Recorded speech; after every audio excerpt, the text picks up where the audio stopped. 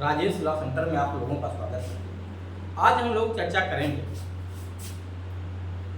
भारतीय नागरिक सुरक्षा संहिता 2023 में एक बहुत महत्वपूर्ण धारा है, धारा 337। धारा 337 336 जो पुरानी संहिता सीआरपीसी की धारा 300, पुरानी संहिता की धारा 300, ये ओल्ड सेक्शन है और ये न्यू सेक्शन। इसमें एक नियम है रेस जुडिकाटा का, जिसको प्रारंभ न्याय का नियम कहते हैं, इंग्लिश में रेस जुडिकाटा, ठीक है, या पूर्व न्याय का नियम भी कहते हैं। अर्थात अगर किसी व्यक्ति को एक अपराध के लिए एक बार दोषित करके सजा दे दी गई, उसी अपराध के लिए दोबारा उसे सजा नहीं दी। इस नियम के अपवाद पर कि प्रारंभ न्याय का जो नियम है ये जिन जिन कंडीशन में लागू होता है, जो कोर्ट का जजमेंट होता है वो या तो उन्मोचन होगा, या दोष मुक्ति होगी, या दोषसिद्धि होगी। तो इसको डिस्चार्ज कहते हैं, इसको एक्विटल कहते हैं और इसे कन्विक्ट कहते हैं। कन्विक्शन हो गया, दोषसिद्धि हो गई। प्रश्न ये है कि ये रेस जुडिकाटा का नियम किस पे लागू होता है? तो क्या उन्मोचन पे लागू होता है, दोष मुक्ति पे, या दोषसिद्धि पे? और जिस पे भी लागू होता है उसके अपवाद क्या क्या है? उन्मोचन का अपवाद यानी कब रेस जुडिकाटा का नियम उन्मोचन पे भी लागू होता है, कब दोष मुक्ति पे लागू नहीं है, कब दोषसिद्धि पर भी लागू नहीं है। इन तीनों के अपवाद मैं बताऊंगा, लेकिन मैं चाह रहा हूं कि थोड़ा सा आप लोगों को डिटेल में देखिए। और जो एक आर्टिकल है भारतीय संविधान का अनुच्छेद 20 खंड 2, अनुच्छेद 20 खंड 2, अनुच्छेद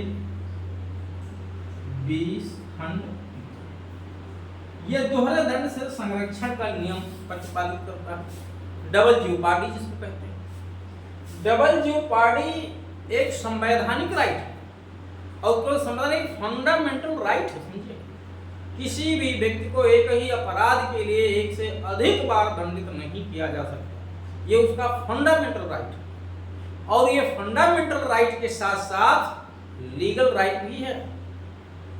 भारतीय नागरिक सुरक्षा संहिता की धारा 337 जो पुरानी सीआरपीसी की धारा 300 थी, ओल्ड सेक्शन मैंने लिखा ओल्ड, ये 300 न्यू 337। प्रारंभिक परीक्षा में आप देखेंगे तो सिंपल क्वेश्चन पूछा जाता है, सेक्शन नंबर पूछा जाता है, आर्टिकल नंबर पूछा जाता है, लेकिन मेंस में और इंटरव्यू में यहां से क्वेश्चन काफी डीप पूछा जाता है। क्वेश्चन ये पूछा जाता है कि क्या भारतीय संविधान के अनुच्छेद 20(2) के तहत दोहरे दंड से संरक्षण का जो नियम प्रतिपादित किया गया है, क्या इस नियम का अपवाद गठित करती है भारतीय नागरिक सुरक्षा संहिता की धारा 337? यानी क्या भारतीय नागरिक सुरक्षा संहिता की धारा 337 संविधान के अनुच्छेद 20(3) का अपवाद गठित करती है? क्या उस नियम से असंगत है, क्या उससे संगत है? ये क्वेश्चन यहाँ से प्रॉब्लम बेस भी आपसे इंटरव्यू में भी और मुख्य परीक्षा में दोनों में पूछा जा सकता है। क्योंकि यहाँ आप देखेंगे तो जो दोहरे दंड के संरक्षण का सिद्धांत दिया गया है वो बहुत संकुचित है, बहुत सीमित है, जबकि अनुच्छेद धारा 337 में विस्तृत रूप में दिया गया है। तो मैं चाह रहा हूं कि इस अपवाद को बताने से पहले एक बार इस पे चर्चा करके और इसका चर्चा करके दोनों का तुलनात्मक अध्ययन करके तब इस अपवाद को आपको बता दें। कि इस अपवाद में तो कुछ है नहीं, 1 मिनट का काम है, तो मैं आपको बता ही दूंगा, लेकिन मेन कॉन्सेप्ट आप समझिए। देखिए अनुच्छेद 20(2) में जो लिखा हुआ है दोहरे दंड से संरक्षण, यहाँ लिखा हुआ है कि किसी भी व्यक्ति को एक ही अपराध के लिए एक से अधिक बार अभियोजित और दंडित नहीं किया जाए। अभियोजित और दंडित नहीं किया जाए, यानी एक बार अभियोजित और दंडित किया गया है तो दोबारा अभियोजित और दंडित नहीं किया जाए। जबकि भारतीय नागरिक सुरक्षा संहिता की धारा 337 कहती है कि अगर किसी व्यक्ति को सक्षम न्यायालय के द्वारा किसी अपराध में एक बार विचारण के उपरांत चाहे दोष सिद्ध किया गया हो चाहे दोष मुक्त किया गया हो तो दोबारा उसी अपराध के लिए विचारण का भागी नहीं होगा। बात थोड़ी कम समझ में आई। चलिए पहले इसको समझा देते हैं फिर उस पर चलते हैं, समझाएंगे सब डिटेल में, बिल्कुल नहीं छोड़ेंगे। 20(2) क्या है? 20(2) सबसे पहले आपको देखना है, यहाँ पे मैं एक चार्ट बना दे रहा हूँ, उससे आपको आसानी में समझ में आ जाएगा। ठीक है, जब न्यायालय के सामने कोई मामला आता है, ये अदालत आपकी हो गई, इस अदालत के सामने न्यायालय के सामने कोई मामला ट्रायल के लिए आ गया तो न्यायालय क्या क्या करेगा? देखिए न्यायालय के पास आता है तो अदालत क्या क्या करती है? अदालत या तो आरोपी का उन्मोचन कर देगी, ठीक है, उन्मोचन कर सकती है, यद्यपि ये समन केस में उन्मोचन का नियम लागू नहीं होता है, समन ट्रायल में उन्मोचन का नियम नहीं लागू होता है, ठीक है, वारंट ट्रायल और सफल ट्रायल में उन्मोचन का नियम लागू होता है। तो या तो उन्मोचन कर देगी या तो चार्ज फ्रेम करेंगे, आरोप विरचित करेंगे। तो क्या करेंगे ट्रायल के पश्चात? यानी अगर उन्मोचन नहीं करेंगे तो क्या करेंगे? फिर तो विचारण करेंगे। फिर क्या करेंगे? विचारण करेंगे, ट्रायल होगा। फिर उन्मोचन की प्रोसीडिंग ध्यान दीजिएगा, उन्मोचन की प्रोसीडिंग जो होती है ये जो है ट्रायल का पार्ट नहीं है, ध्यान दीजिएगा, इसको ट्रायल का पार्ट नहीं कहते, ठीक है, ये नॉट पार्ट ऑफ ट्रायल है। विचारण की कार्रवाई की जाएगी, फिर यानी ट्रायल होगा, और ट्रायल होगा तो उसका परिणाम क्या होगा? ठीक है, अगर ट्रायल होगा तो उसका परिणाम क्या होगा? विचारण के पश्चात जरा देखिए अदालत क्या क्या करेगी। फिर या तो आरोपी को दोष मुक्त कर देगी, दोष मुक्त कर देगी, या दोष सिद्ध करेगी। यानी या तो आरोप साबित हो जाएगा या तो आरोप साबित नहीं होगा, नहीं होगा तो उसे बरी कर दिया जाएगा, दोष मुक्ति मतलब बरी कर दिया जाएगा, और अगर साबित हो गया तो दोष सिद्ध किया जाएगा। अब दोष सिद्ध अगर किया जाएगा, ध्यान दीजिएगा, तो क्या होगा? उसके या तो उसे सजा दी जाएगी, या तो उसे डांट डपट के छोड़ दिया जाएगा, या उसे परिवीक्षा पे छोड़ा जा सकता है। तो जरा देखिए ये परिवीक्षा पे छोड़ा जाना, ठीक है,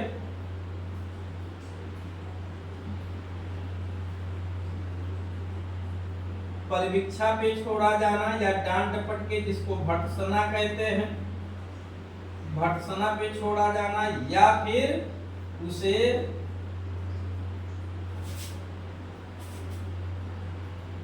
सजा दी जाए, यानी सजा दिया जाना, सजा सुना दी जाए। जरा समझिए मैं क्या क्या समझाना चाह रहा हूं आपको, कि अगर कोई मामला कोर्ट में ट्रायल के बाद आता है तो ट्रायल कोर्ट या तो डिस्चार्ज कर देगा या तो ट्रायल करेगा अगर आरोप सही है। ट्रायल के पश्चात या तो आरोपी को आरोप साबित नहीं हो पाया तो दोष मुक्त कर दिया जाएगा, साबित हो गया तो दोष सिद्ध किया जाएगा। दोष सिद्ध करने के पश्चात या तो उसे परिवीक्षा पे छोड़ दी जाएगी, ये कोई सजा नहीं होता है, ध्यान दीजिएगा, परिवीक्षा पे छोड़ा जाना ये कोई सजा नहीं कहलाता है, या तो उसे डांट डपट के छोड़ दिया जाएगा जिसको भर्त्सना की कार्रवाई कहते हैं। ठीक, ये भर्त्सना या परिवीक्षा पे छोड़े जाने का जो प्रावधान है ये भारतीय नागरिक सुरक्षा संहिता की धारा 401 में, कहाँ पे है? धारा 401 में, जो पुरानी धारा 360 CRPC। तो या तो परिवीक्षा या भर्त्सना पे छोड़ दिया जाएगा, या तो फिर उसे सजा दी जाएगी, सजा सुनाई जाएगी और जेल जाएगा।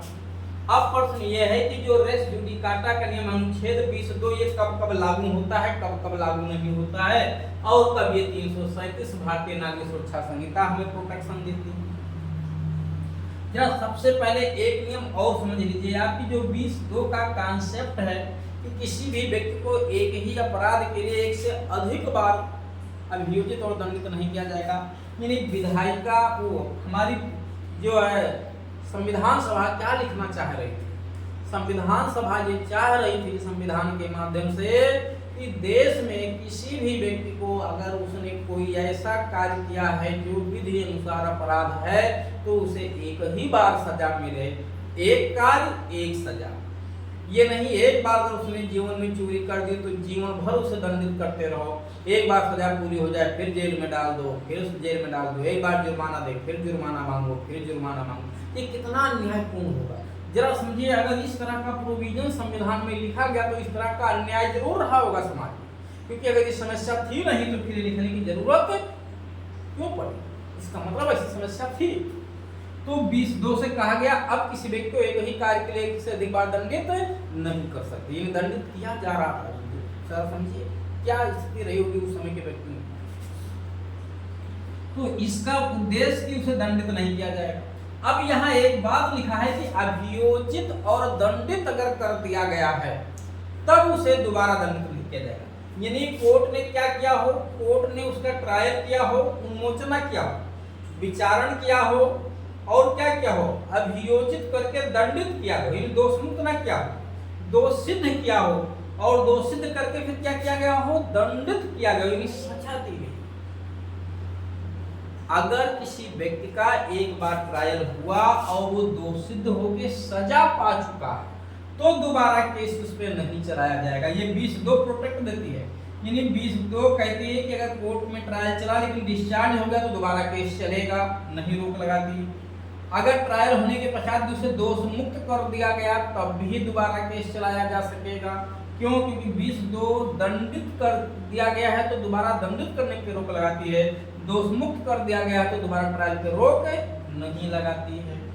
दोष सिद्ध करने के पश्चात भी अगर परिवीक्षा पे छोड़ दिया गया या भर्त्सना पे छोड़ दिया गया, डांट डपट के जिसको एडोमिनेशन कहते हैं, ठीक है, धारा 401 में लिखा हुआ भारतीय न्यायिक सुरक्षा संहिता, तो 20(2) वहां भी लागू नहीं है, यानी 20(2) से प्रोटेक्शन नहीं है। अगर इसका मतलब है किसी व्यक्ति को किसी भी अपराध में जहां पे भी उसे ट्रायल किया गया हो, दोषी ठहराया गया हो और उसे डांट डपट के छोड़ दिया गया हो, जो पुरानी सीआरपीसी थी धारा 360, नई बीएनएस की धारा जो है 401 के तहत अगर उसे परीक्षा पे या भर्त्सना पे भी छोड़ दिया गया तो दोबारा वो केस फिर से चलाया जा सकता है, उसके ट्रायल किया जा सकता है, समझिएगा। उस पर रेस जुडिकाटा लागू नहीं होता, यानी 20(2) प्रोटेक्शन हमें नहीं देती। लेकिन अगर कोर्ट ने ट्रायल किया हो, दोष सिद्ध किया हो, सजा दे दिया तो उस पर दोबारा उसी केस के लिए सजा नहीं दी जा सकती जीवन में, जब तक वो फर्दर ऑफेंस ना करे, दोबारा पार। अब जो अनुच्छेद 300 सीआरपीसी 300 थी पुरानी हमारी और नई 337 हो गई है, ये क्या कहती है कि अगर किसी कोर्ट ने, जो सक्षम कोर्ट है, अगर किसी भी आरोपी का एक बार किसी अपराध के लिए ट्रायल किया, उन्मोचन कर दिया तो भी सीआरपीसी भी बचाव नहीं देती, बीएनएस भी बचाव नहीं देती, ट्रायल किया हो और चाहे दोष मुक्त किया हो चाहे दोष सिद्ध किया हो, अगर वो जजमेंट इफेक्टिव है, प्रवृत्त है, तो दोबारा उसी अपराध के लिए उसका ट्रायल नहीं किया जाए। यानी चाहे दोष मुक्ति हो चाहे दोष सिद्धि हो, इससे मतलब नहीं है। लेकिन 20(2) कहती थी नहीं, दोष मुक्ति कर दिया तो रेस जुडिकाटा नहीं लागू होगा, लेकिन 337 कहती है चाहे दोष मुक्ति हो चाहे दोष सिद्धि हो, रेस जुडिकाटा लागू हो जाएगा। तो जब दोष मुक्ति पे ही 337 अप्लाई हो रही है तो दोष सिद्धि में चाहे परीक्षा पे छोड़ा गया हो, चाहे भर्त्सना पे छोड़ा गया हो, चाहे सजा दे के छोड़ा गया हो, इससे कोई मतलब नहीं। अगर किसी व्यक्ति को चाहे एक्विटल किया गया हो, चाहे कन्विक्ट कर दिया गया हो, चाहे परीक्षा पे छोड़ा गया हो, चाहे भर्त्सना पे, चाहे सजा पे, 337 कहती है दोबारा उसी अपराध के लिए विचारण का भागी नहीं होगा। यानी जो 337 हमें प्रोटेक्शन देती है, ये दोष मुक्ति पे भी देती है, दोष सिद्धि पे भी देती है, लेकिन 20(2) जो प्रोटेक्शन देती है केवल और केवल आपको दोष सिद्धि पे देती है, और दोष सिद्धि में भी तब जब उसे दंडित किया गया हो, यानी सजा दी गई हो। अगर परीक्षा या भर्त्सना पे भी छोड़ दिया गया तो 20(2) का प्रोटेक्शन नहीं मिलेगा। इसका मतलब है कि 20(2) का जो प्रोटेक्शन है बहुत सीमित है। कोर्ट ट्रायल करे, दोष सिद्ध करे, सजा दे दे, तब 20(2) का प्रोटेक्शन लागू होगा। अगर कोर्ट ने ट्रायल किया और दोष मुक्त कर दिया तो 20(2) का प्रोटेक्शन नहीं, दो सिद्ध भी किया लेकिन परीक्षा पे छोड़ दिया, तभी 20(2) का प्रोटेक्शन हो गया। दोबारा अगर केसेस पे चला जाता है तो हमें अनुच्छेद 20(2) का हवाला देते हुए उस केस को ट्रायल करने से रोकवा नहीं सकते, लेकिन 337 का हवाला देकर रोकवा देंगे। अंतर क्या है कि लीगल राइट है जबकि ये फंडामेंटल। ठीक, लेकिन बात यहाँ पे ये है कि जो उद्देश्य 20(2) का है अभियुक्त को संरक्षित करना किसी अपराध में बार बार सजा दिलाने से, उसी उद्देश्य की पूर्ति में 337 एक और कदम आगे बढ़ जाती है और कहती है दोष सिद्ध नहीं भी हुआ है, अगर वो दोष मुक्त भी हो गया तो भी रेजिड्यू काटा। इस तरह से अनुच्छेद 20(2) का सीआरपीसी की धारा 300 या बीएनएसएस की धारा 337 अपवाद नहीं है, बल्कि उसी दिशा में एक कदम और आगे जाके बिल्कुल लाभ प्रदान, उससे संगत प्रोविजन है, उसको विस्तारित करती, संकुचित नहीं करती। अनुच्छेद 20(2) के उद्देश्य को धारा 337 विस्तारित कर ये और ज्यादा छूट देती है, दोष सिद्धि पे भी दोष मुक्ति पे भी। बात समझ में आ गई? तो ये उससे असंगत नहीं बल्कि संगत है 337, उसी दिशा में कुछ और छूट, एक्स्ट्रा छूट दे रही है, छूट को विस्तारित कर रही है। ठीक, अब प्रश्न ये है, तो कुल मिलाकर के आपने क्या देख लिया कि रेस जुडिकाटा का जो नियम है वो उन्मोचन पे लागू नहीं है, इस पे लागू है केवल दोष मुक्ति दोष सिद्धि पे, according section 337 of the BNSS. उन्मोचन पे नहीं लागू है, दोष मुक्ति दोष सिद्धि पे लागू। इन्हीं अगर किसी सक्षम न्यायालय के द्वारा किसी व्यक्ति का एक बार किसी अपराध के लिए विचारण कर दिया गया तो चाहे उसे दोष मुक्त किया गया हो चाहे दोष सिद्ध किया गया हो, दोबारा उसी अपराध के लिए विचारण का भागी नहीं होगा जब तक कुछ कंडीशंस अपवादों में ना आए। उन्मोचन पे रेस जुडिकाटा लागू होता है। आप जरा समझिए, आगे मैं चलता हूँ, अपवाद पे आ रहा हूँ, लेकिन कुछ चीजें और ध्यान रखिएगा। ये जो रेस जुडिकाटा का प्रोविजन है आपके सीपीसी में भी धारा 11 में है, और भारतीय साक्ष्य अधिनियम जो पुरानी संहिता थी 1872 की, उसकी धारा 40 भी रेस जुडिकाटा के नाम से जानी जाती है, और अब नई धारा जो हो गई है 2023 की संहिता, वो धारा 42 हो गई। तो वहां पे भी रेस जुडिकाटा का उल्लेख किया गया है। अभी मैं उन सभी का जिक्र करूंगा कि धारा 42 में वहां भी कैसा रेस जुडिकाटा है, यहाँ रेस जुडिकाटा ये और सीआरपीसी का बीएनएसएस का तो मैं समझा दिया। अब मैं इसके अपवाद पे चर्चा कर लेता हूँ, फिर उस पे चलूंगा साक्ष्य विधि पे। अपवाद क्या है कि उन्मोचन की कार्रवाई पे रेस जुडिकाटा नहीं लागू होता है, ये 337 में साफ साफ लिखा है, और 20(2) तो केवल दोष सिद्धि पे ही लागू होता है, वो भी सजा दिए जाने पे। ठीक है, तो ये उन्मोचन दोष मुक्ति पे भी लागू नहीं होता, लेकिन 337 पढ़ाने से तो दोष मुक्ति और दोष सिद्धि दोनों पे रेस जुडिकाटा लागू है और उन्मोचन पे लागू नहीं है। लेकिन एक सीआरपीसी की धारा जो भारतीय नागरिक सुरक्षा संहिता की धारा अब हो गई है 281,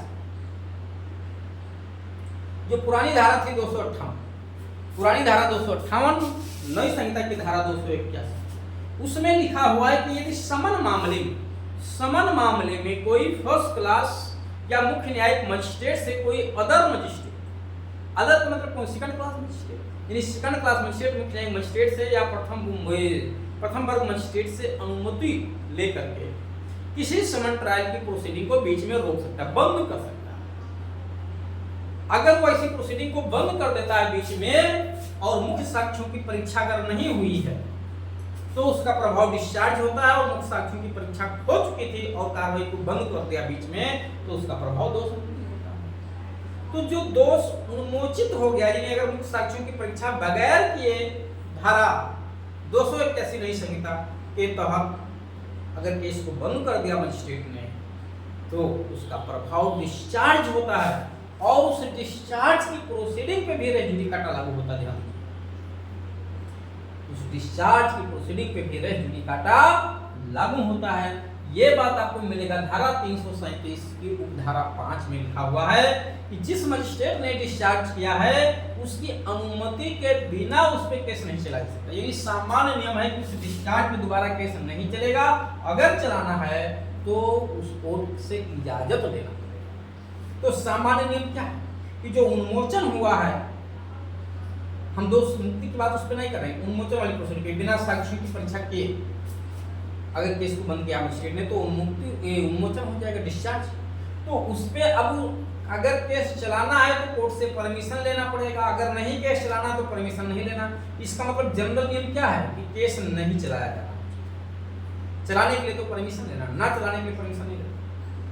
तो एक तरह से प्रोसीडिंग को रोका जा रहा है कि नहीं रोका जा रहा, तो दोष रेस जुडिकाटा लागू हो रहा है कि नहीं लागू हो रहा। तो वो एक उन्मोचन की ऐसी प्रोसीडिंग है जिसमें सामान्यतया उन्मोचन होने पे भी रेस जुडिकाटा लागू। दूसरा, दोष मुक्ति का अपवाद क्या है, कब दोष मुक्ति होने पे भी दोबारा ट्रायल चलाया जा सकता है, दोष मुक्ति होने पे भी दोबारा ट्रायल चला सकता है। तो जो नई संहिता की धारा, जो पुरानी संहिता आपके सीआरपीसी की उसकी धारा 224, उसकी धारा 224 और नई संहिता की धारा 247, नई संहिता की धारा 247 में लिखा हुआ है साफ साफ कि यदि किसी व्यक्ति पे एक से अधिक अपराधों आरोपों का शीर्ष लगाया गया है, एक से अधिक आरोप लगे हुए हैं और उसमें से किसी एक के लिए दोषी ठहरा दिया जाता है और शेष आरोप अगर वापस ले लिए जाते हैं तो जो आरोप वापस लिए जाते हैं उसका प्रभाव दोष मुक्ति माना जाता है। जैसे किसी व्यक्ति पे चोरी का आरोप लगाया गया और चोरी का माल प्राप्त करने का भी आरोप लगाया गया, अदालत ने चोरी के आरोप में उसे दोषी ठहरा दिया, चोरी के माल प्राप्त करने का जो आरोप था उस आरोप को वापस ले लिया। अब जो वापस ले लिया गया आरोप उस पर प्रभाव हो जाएगा एक्विटल और चोरी के लिए जिसमें दोषी ठहरा दिया गया उस पर कन्विक्शन हो गया। अब हुआ क्या कि वो आरोपी जो कन्विक्ट हो गया चोरी के लिए चला गया अपील में, कहाँ चला गया, अपील में चला गया और अपीलियट कोर्ट ने अपील को खारिज कर दिया। वो सॉरी अपील खारिज ने क्या, दोष सिद्धि को दोष मुक्ति में बदल दिया। तो दो अपराधों का आरोप लगाया था आपने, चोरी करने का, चुराई हुई माल प्राप्त करने का। चुराई हुई माल प्राप्त करने का आरोप वापस हो गया जिसमें वो पहले दोष मुक्त हो चुका है। चोरी में दोषी हुआ, अपील में चला गया, अपीलियट कोर्ट ने उसको भी बरी कर दिया, फिर दोष मुक्त हो गया। तो अब प्रश्न ये है तो कोई आरोप है उसमें नहीं रह गया, जिसमें दोष सिद्ध भी हुआ था उसमें तो बरी हो गया और जो आरोप बचे थे उसको वापस ले लिया जिसका प्रभाव दोष मुक्ति हो गया। तो अब क्या होगा, तो कहा गया उस अपीलियट कोर्ट के आदेश के अधीन रहते हुए या रिविजनल कोर्ट के आदेश के अधीन रहते हुए जो भी प्रकट हो जिसने वो आदेश को पेश किया, जो आरोप वापस लिया गया है उस पर दोबारा केस चलाया जा सकता है। यानी दोष मुक्ति भले हो गई थी फिर भी केस चलाया जा सकता है, जबकि दोष मुक्ति पे भी रेस जुडिकाटा का प्रभाव होता है धारा 337 के लिए, रेस जुडिकाटा का प्रभाव होता है, फिर भी उस पे अपवाद है तो केस चलाया जा सकता है। और अब लास्ट अपवाद, दोष सिद्धि होने पे भी कब फिर से केस चलाया जा सकता है, इसका अपवाद आपको मिलेगा धारा 208 भारतीय नागरिक सुरक्षा संहिता। कौन सी धारा, धारा 208, कि अगर किसी व्यक्ति ने भारत से बाहर कोई अपराध किया है और वहां दोषी ठहरा दिया गया, जैसे नेपाल में किया, पाकिस्तान में किया, अमेरिका में किया, चोरी किया था वहां उसे दंडित किया गया, भारत में अगर आता है तो भारत में भी तो उसे दंडित किया जा सकता है। तो जरा समझिए, दोष सिद्ध हुआ फिर भी रेस जुडिकाटा नहीं लागू, भारत में उस पर फिर से केस चला सकता है केंद्र सरकार की मंजूरी से, धारा 228। तो दोष सिद्धि होने पर भी उस चोरी के अपराध में विदेश में फिर भी केस भारत में चलाया जा रहा है क्योंकि उसने भारतीय कानून का हवाले से किया। तो दोष सिद्धि पे भी रेस जुडिकाटा कहा जाता है। तो वो अपवाद हो गया कि नहीं, तो धारा 208 इसका भी अपवाद, दोष सिद्धि का, कि कब दोष सिद्धि के केस में भी रेस जुडिकाटा लागू नहीं होगा, धारा 208 बीएनएसएस पुरानी संहिता सीआरपीसी की धारा होने के लिए। ठीक, दोष मुक्ति का एक्सेप्शन क्या है, इसका एक्सेप्शन है कि इस पे भी रेस जुडिकाटा लागू नहीं होगा कब, जब धारा 247 की प्रोसीडिंग लागू हो रही हो, बीएनएसएस और सीआरपीसी की धारा 224। उन्मोचन पे मैंने आपको समझा दिया, धारा 258 पुरानी धारा थी और नई संहिता की धारा 281। अब एक सेक्शन का जिक्र मैंने यहाँ पे किया था, भारतीय साक्ष्य अधिनियम की धारा 40, नई संहिता की धारा 42। नई संहिता की जो धारा हो गई है आपकी, जो नई संहिता की धारा हो गई, सॉरी धारा 42 में नई संहिता की जो धारा हो गई है वो धारा 42 नहीं हो गई, वो तो जो है 34 हो गई, धारा 34। ठीक है। पुरानी संहिता धारा 40 साक्ष्य विधि की और नई संहिता की धारा 36 34, ठीक है 30। अब यहां पे आप देखेंगे, यहां पे आप देखेंगे कहा गया कि अगर कोई व्यक्ति पहले किसी अपराध में दोषी हो चुका है और वो केस फिर से कोर्ट में लाया जाता है, तो कोर्ट को हम बताएंगे ना कि साहब इस अपराध में तो मैं पहले से दोषी ठहराया जा चुका हूं, ये मुकदमा तो दोबारा मेरे ऊपर चलने नहीं चाहिए। तो अदालत कहेगी पहले दोषी ठहराया जा चुके हो, साबित करो इसको। तो साबित करने के लिए हमको साक्ष्य देना पड़ेगा कि नहीं देना पड़ेगा? तो हम साक्ष्य में दिया क्या देंगे? कोई कोर्ट का जजमेंट देंगे, कोर्ट का जजमेंट देंगे क्या साबित करने के लिए? रेस जुडिकाटा को साबित करने के लिए कि साहब इस मामले में रेस जुडिकाटा लागू होता है, इस केस को बंद किया। तो रेस जुडिकाटा को साबित करने के लिए कोर्ट का प्रीवियस जजमेंट हमें पेश करना पड़ेगा।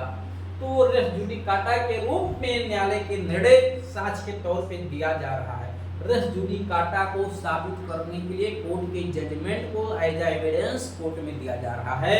वही है धारा 40 पुरानी एविडेंस और नई धारा 34। तो धारा 40 को भी रेस जुडिकाटा के नाम से जाना जाता है। क्यों? क्योंकि रेस जुडिकाटा को अप्लाई करने के लिए न्यायालय के पूर्व निर्णय को साक्ष्य के रूप में सुसंगत घोषित किया गया।